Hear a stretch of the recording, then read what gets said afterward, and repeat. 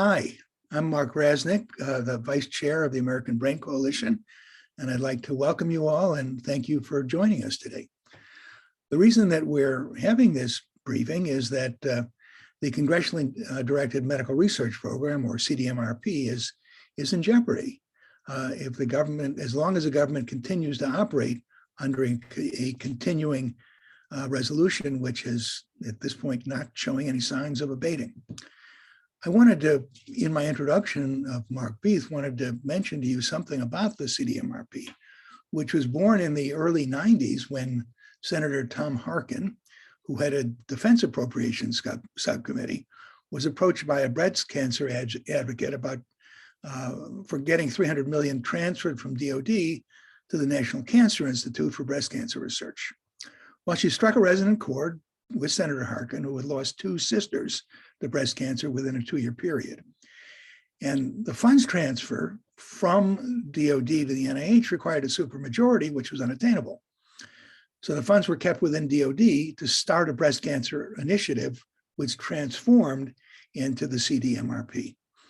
And the CDMRP within the Department of Defense funds high impact, high risk, high reward research that targets diseases, and I'm going to mention them in a minute, and research areas identified by Congress. So CDMRP funds medical research intended to benefit service members, veterans, and everybody. And to illustrate this point, and what they do and what they mean by high risk, high reward, and how they differ from NIH, I'm a professor of physiology and psychiatry, and my research is on the neurobiology of depression. But I also work with a basic mechanism called G protein signaling. And we've been awarded 2 CDMRP grants, one for breast cancer and one for autism. Both mechanistic studies which based on those G protein mechanisms I talked about. Now, as per my own reviewer experience, both with the NIH, well, with NIH, DOD, VA, et cetera, the grant review process has inherent clubbiness. I'm unknown to people either in the breast cancer or the autism community of researchers. So, but there were proposals that we sent in to the CDMRP required anonymity. They only reviewed the science, and they saw them as both high risk and high potential, and they were awarded. And I think it was due in part to the anonymity because they could only look at the science and not realize that this person unknown to them was proposing to do it. So would you really expect the military to be on the forefront of radical ideas like this? Well, they are. And CDMRP funds research on a variety of conditions relevant to all of us. And in terms of the neuroscience, it's ALS, autism, pain, epilepsy, multiple sclerosis, neurotoxin exposure relevant to Parkinson's, Alzheimer's, spinal cord injury, substance abuse, and psychological health. As I mentioned, the approach to funding is non-traditional. So research funded through the CDMRP is complementary to research funded by the NIH. And the CDMRP provides millions of dollars per year for brain and central nervous system discoveries. So the Defense Health Research Consortium was formally established in 2014 to bring together patient advocacy organizations, provider groups, veterans organizations, research advocacy groups, and private sector interests, all with the purpose of protecting and preserving funding for the CDMRP programs.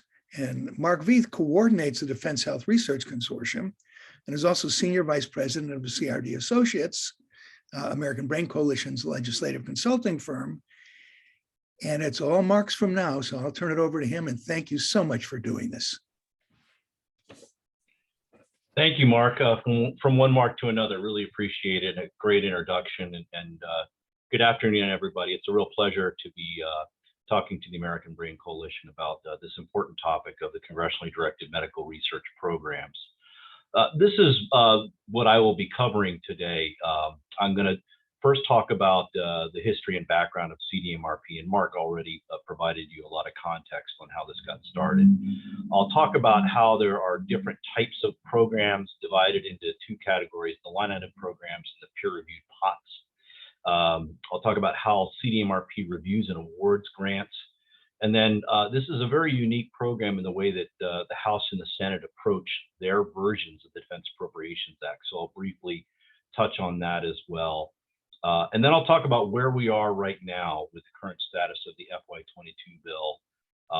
And probably the most important part of this briefing today is what happens under a year-long continuing resolution, because a lot of people don't realize the negative impact that would have on these programs. And lastly, I'll tell you a little bit about what the Defense Health Research Consortium is and what we're all about. So let me get started with the history and brief facts. And I know that some participants on this briefing probably already know this, so feel free to multitask and do some holiday shopping while I go through this, and then tune in about 10 minutes later. But the programs were first started in 1992, as Mark gave you the context of that.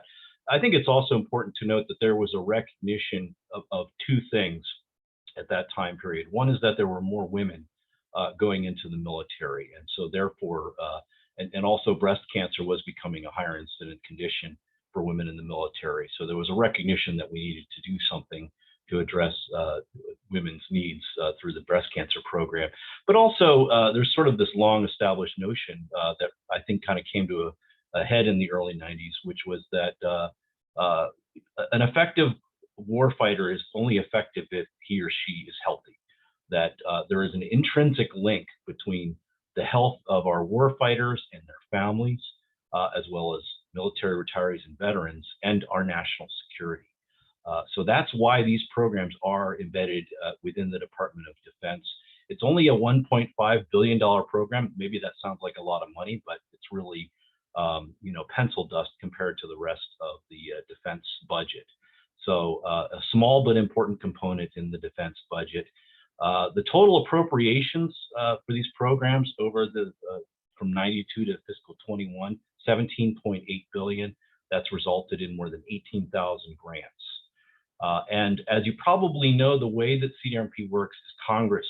The reason it's called congressionally directed medical research programs is that every year Congress, in its defense appropriations bills, determines the specific programs that are funded and how much each of those programs receive.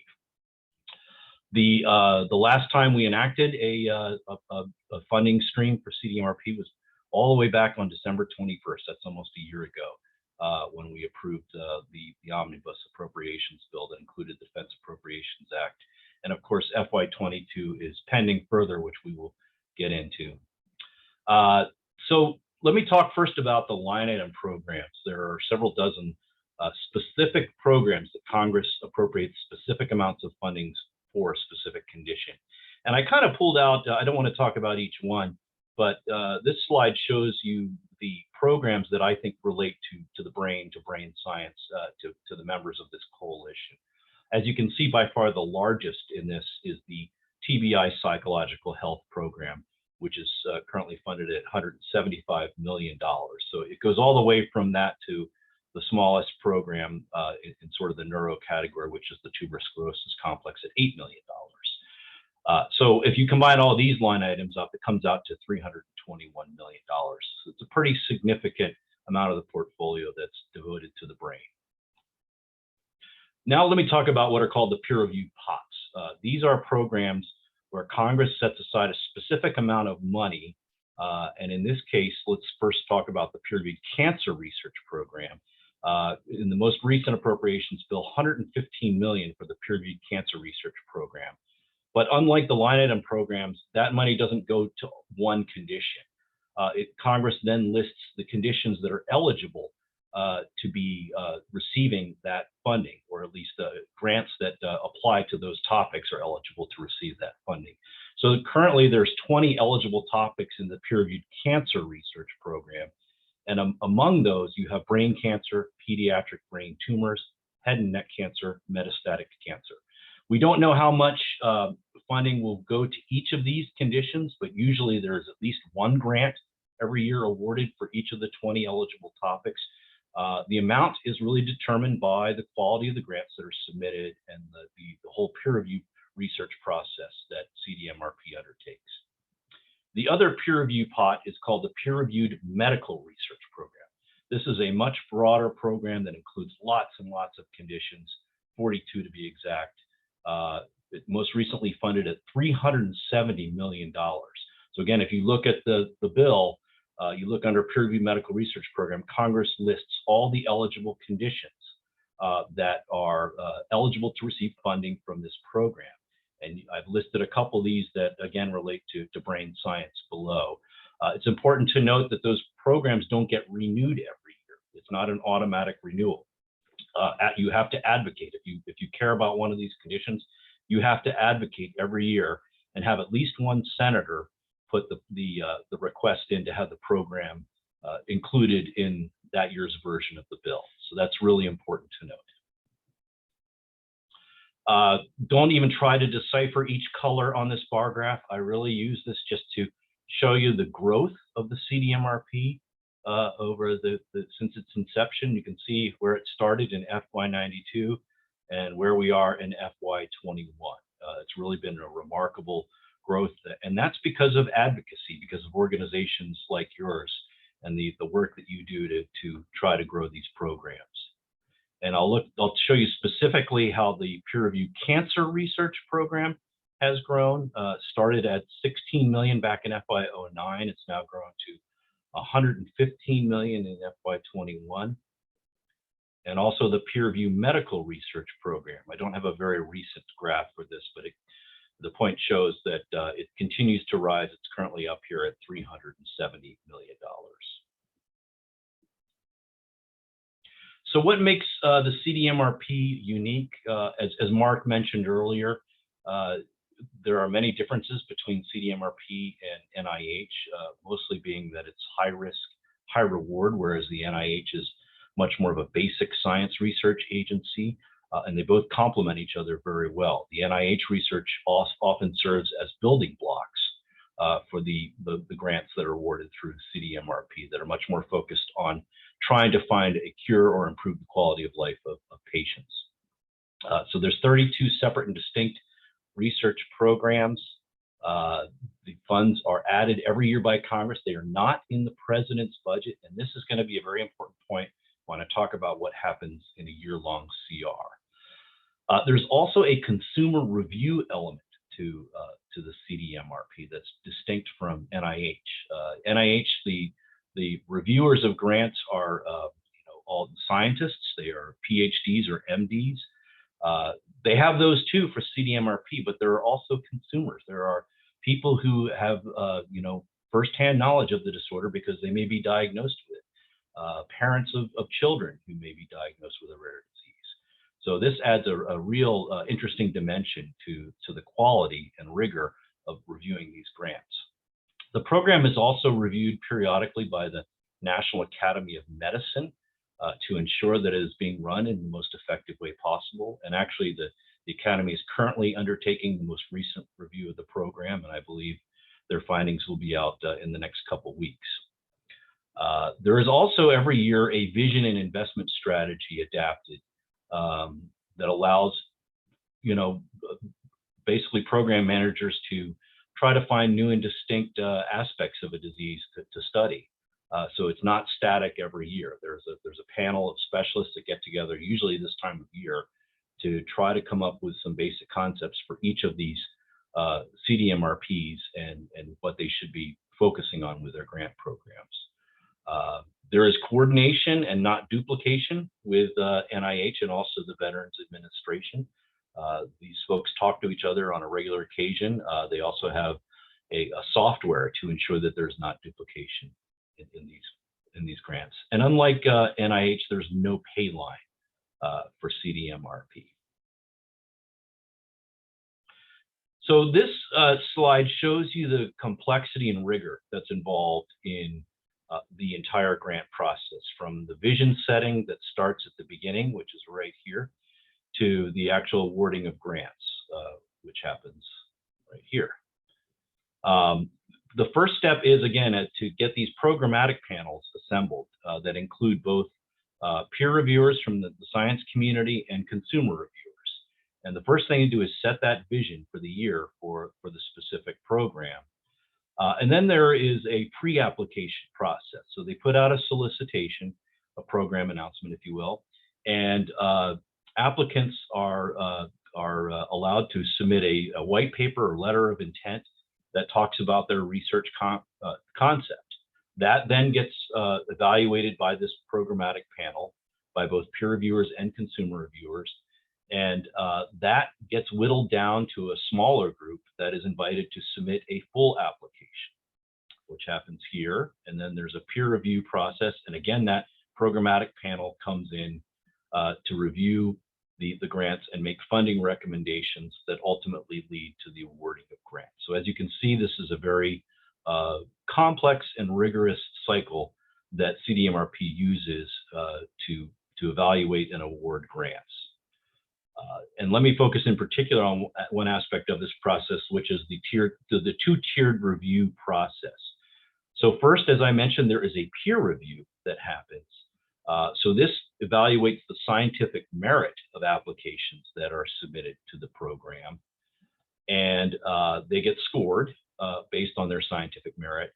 And then those applications are turned over to the programmatic panel, which really evaluates what kind of impact they will have. And this is really where the consumer plays an important role, because the science may be strong, but if it's not going to get us closer to a cure for a disease or have an impact on the quality of life, then it may not be worth funding compared to other proposals that do have a higher level of impact.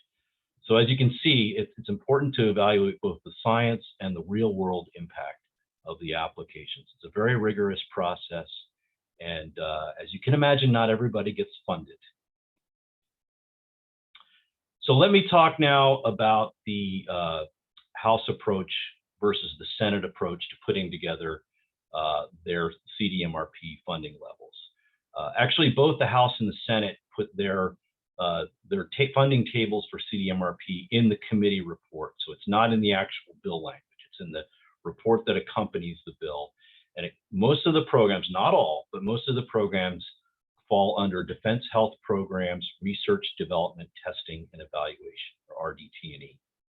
The House tends to, in their version of the bill, they tend to include more line item programs than the Senate does.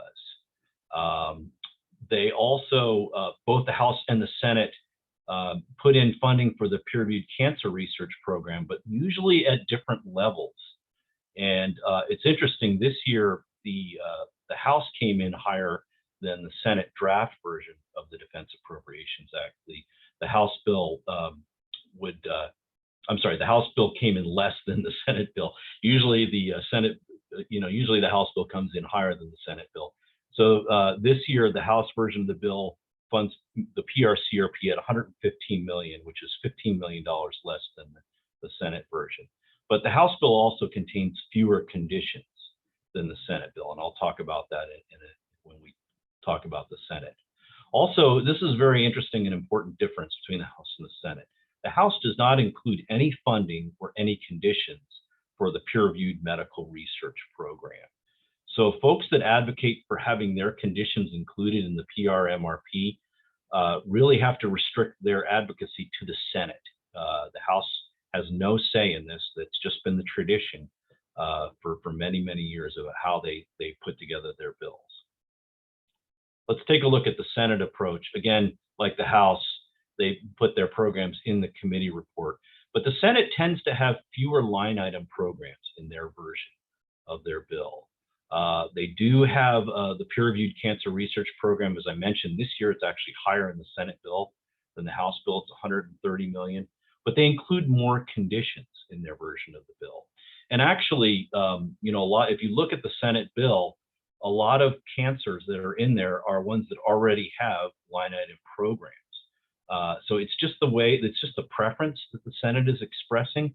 Ultimately, at the end of the day, usually the line item programs survive and they're pulled out of the peer-reviewed cancer research program.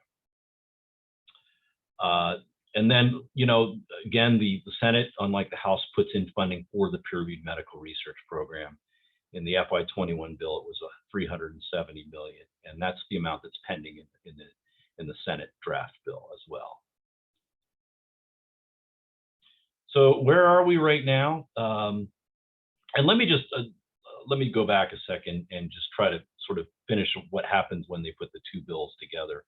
I think it's important to note that usually if you have a line item for your program in either the House or the Senate bill, they survive in the final conference version of the bill. If you have a line item program in the House bill, but it's included as a condition in the peer review medical research program in the Senate bill, chances are pretty good that the line item will survive and it'll be taken out of the peer review medical research program. So I know a lot of folks who've been doing this for a number of years have seen this, and when they see their condition is included in the Senate bill in either the PRCRP or the PRMRP, but they have something in the House bill as a line item, they're fairly confident that that will survive. And that's just, again, this is just the traditional approach that both chambers have taken to putting together their respective bills. Okay, let me talk about status of where we are with the FY22 bill. This seems like an eternity ago, but back on July 13th, the House Appropriations Committee approved their version of the Defense Appropriations Act. And it was all teed up to go to the floor the following week. But once they started trying to count the votes, they did not have the votes to pass the bill, largely because most Republicans were against the bill because it didn't have enough funding for defense, in their opinion. And there were some members on the left in the Democratic Party who felt like there was too much for defense in the bill. So it never came to the floor. And then we went into Senate to recess over the summer. When we came back in the fall, the Senate Appropriations Committee released their drafts of their versions of the FY22 appropriations bill. They released the defense bill on October 18th. The good news is that for the most part, there are robust funding levels for all the programs in the House and the Senate bills, but really only minor increases in both bills this year. Most programs are flat funded this year. The House bill also has something, a little bit of a different wrinkle this year. They have created a new $60 million brain injury and disease prevention program, aiming at halting the neurodegenerative processes that follow traumatic brain injury. So this is kind of like a supplemental TBI program that focuses on this particular aspect of TBI. The House bill also creates a new $30 million toxic exposure research program. And it appears to be combining the existing Parkinson's research program and the Gulf War illness program under one. This is somewhat controversial. I'm not sure it's going to stand in the final bill. I know some stakeholders are opposed to this because, again, if you put those two programs together, it comes out to a lot more than $30 million. So we'll see how all that shakes out when they ultimately do conference the bill. I think, as everyone knows, we're operating under a continuing resolution that gets us to February 18th. So Congress either has to pass these bills by then or pass another continuing resolution. And we hope the latter doesn't happen. So what happens under a CR, the CDMRP? Well, first of all, I will say, even under short-term CRs, there is damage to the CDMRP. That chart that I showed you about how elaborate the evaluation and review process is for grants, that all gets compressed. By now, they should be working on getting program announcements ready to release for the FY22 grants. CDMRP can't do anything until they get their funding. They can talk to people about being on the vision setting panels, but that's about as far as they can go. So they are really stuck and can't really do anything until they receive their budget. And under a long-term CR, the consequences are disastrous. To put it bluntly, if we have a long-term CR that does not create special anomalies to fund the CDMRPs, they will receive $0 in fiscal 22. In other words, if Congress passes a CR that takes us to the end of the fiscal year, to September 30th, 2022, the CDMRPs will receive $0. And this is because, for a number of reasons, they are not in the president's budget, for one, which creates a unique dilemma, unlike many other federal programs that are in the president's budget. They're also not part of what's called the POM. This is an acronym that DoD uses for its Program Objective Memorandum. This is a 5-year plan that they put together every year that has basic estimated funding levels for each program. The CDMRPs are not included in that because Congress adds the funding. And there was a precedent to this. Back in fiscal 07, the subcommittees were organized in a different manner. And actually, the CDMRPs were not in the Defense Appropriations Act at the time. They were in a bill called the MILCON Military Quality of Life Bill that included the military construction budget and the Veterans Affairs budget and a couple of other measures related to quality of life for our troops. So that was, it was included in that bill, and that bill did not get enacted into law. It was CR'd for the entire year. They did create an anomaly for a special line item within the language of the CR for some of the major cancer programs, but all the other programs were not funded in that fiscal year. So let me close before we get into questions about who the Defense Health Research Consortium is. We are a coalition of about 50 patient advocacy, medical provider, and veterans organizations covering a variety of conditions and diseases. We all, do our own individual advocacy for our respective programs, but we realize that the programs will be much stronger if we all work together to protect them. And periodically, we do have threats such as this one come up to the program that we all need to work together to prevent. So we not only do we focus on the Defense Appropriations Act every year, and we really try to advocate for at least a modest increase in the programs every year, but we also monitor very closely the National Defense Authorization Act. And I think many of you may have seen that the NDAA was cleared by Congress, I believe just yesterday, and sent to the president. Thankfully, that bill does not have any damaging language in it for the CDMRP. Usually the NDAA is silent on the CDMRP, and we actually prefer that.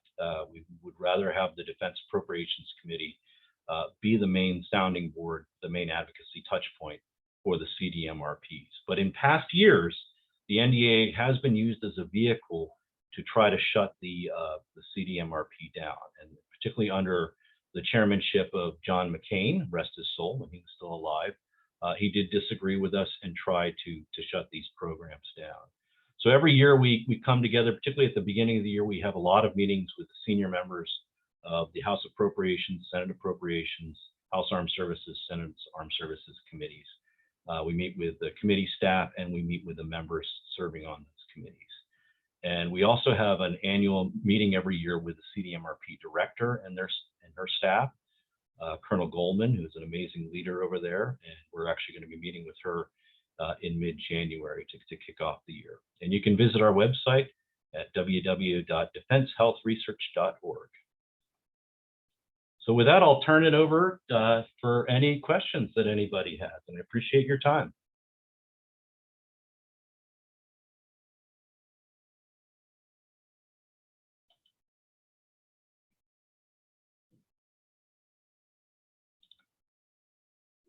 Oh, I think we have one from Becca Branham.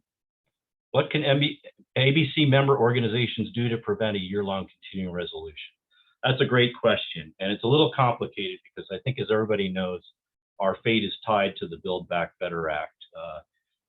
Until that gets resolved, it doesn't look like there's going to be any negotiations on the appropriations bills. So I would recommend that at the beginning of the year, our groups do action alerts or whatever communication possible from our grassroots to members of Congress, urging them to negotiate a final FY22 Defense Appropriations Act to get their work done, and to stress the importance of, for not only for all the other programs we care about, particularly in the labor HHS budget, but also reminding them of the fact that CDMRP gets $0 if there is a long-term CR. So I think that's a really important thing to stress. We have an attendee asking, how would the CDMRP programs work with the BRAIN initiative or the BRAIN-related research coming from NIH? I'm not sure exactly how that would work, but I can tell you, again, as I mentioned earlier, there's a lot of collaboration with NIH.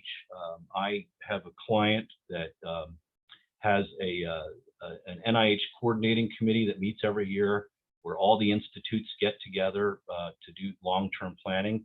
And there's a seat at that table for the DoD CDMRP director for that condition as well. So they make sure that they collaborate and work together. So I imagine there probably is a lot of collaboration with the folks at NIH that run the BRAIN initiative. Mark, yes. I just wanted to say, remember that the BRAIN initiative is tools, and the and we're really and this is more nuts and bolts science, so that they don't, but it's seamless. I also wanted to add my own experience as a reviewer with the breast cancer grants, and the idea of having the women, well, basically women who had survived cancer on those panels, adds a dimension that one never sees in any other kind of grant review. Yeah, good point. And the fact that they have someone like me who doesn't do breast cancer and doesn't know who I'm supposed to be impressed by reviewing the grants suggests, again, the uniqueness and vitality of these programs. Excellent point, Mark. Thank you for clarifying that. I have a question that's how would ARPA-H, if created, differ from the research performed through the CDMRP? And we've been monitoring this very closely. For those that are not familiar with ARPA-H, this is a new research agency that the administration is proposing to create, and that Congress will likely create, that would focus on really high risk, high reward research, similar to what is already done at DoD through the DARPA program. I think the distinction, there's a couple of distinctions, and again, I think they'll complement each other very well, but ARPA-H is supposed to be really, out of the box type of crazy science, where you're not afraid to fail. If your concept doesn't work, that's fine, and you go and try something else. And I know that's how DARPA works. There's some crazy ideas that are submitted to DARPA, and every now and then, some of those crazy ideas become tangible research grants that result in things that contribute significantly to national security. So it's going to be even more high risk, high reward. And also keep in mind that ARPA-H, at least as it's being conceptualized, would not have a peer review element to it. The grants would be decided by the program managers who will be coming out of the science community. Okay, so we got a couple other questions. This is great. Some Hill offices disagree with us when we meet with them about CDMRP getting no funding in the event of a long-term CR. Is there anything formal we can show them, or how should we deal with this pushback? We are actually working on seeing if we can get something written from DoD that clarifies this. We've only been told this verbally by CDMRP, by the lawyers on their staff, but we are trying to get that in writing. And then there's a question, you mentioned a new program proposed on the House side focusing on TBI. Is it likely such a program would be included in an omnibus should there be one? It's really hard to say. I don't know much about the specifics of this program or why it was created. I do know that in general, unless there is opposition to a new program being created, if the House creates a new program in their bill or the Senate creates a new program in their bill, when they conference, they usually try to accommodate. Even though both House and Senate bills are different, they really try to accommodate each other's desires as much as possible. So I think unless there is specific opposition to it, that line item will probably survive. Who are the CDMRP champions in the House and the Senate? Oh, there are many. That's the great thing about this. This is actually a very popular program across party lines. We often see very liberal Democrats working with very conservative Republicans on Dear Colleague letters to support these programs. I will say though, if I can single out a couple people in particular, a couple members in particular, Senator Dick Durbin has just been a gigantic champion of these programs. And when he was subcommittee chair of the Defense Appropriations Subcommittee, he worked very closely and very well with Senator Shelby to ensure that there was at least a 5% plus inflation increase in the programs every year.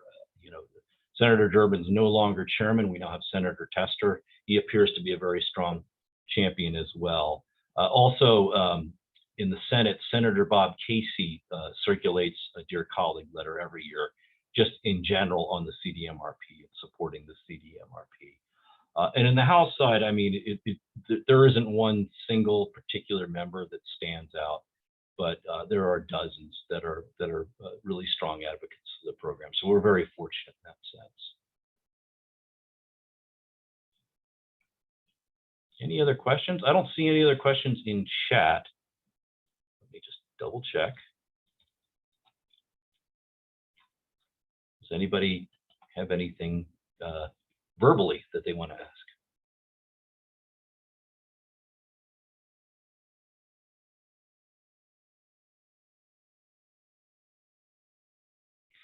Well, if not, I really appreciate everybody's time and interest in this.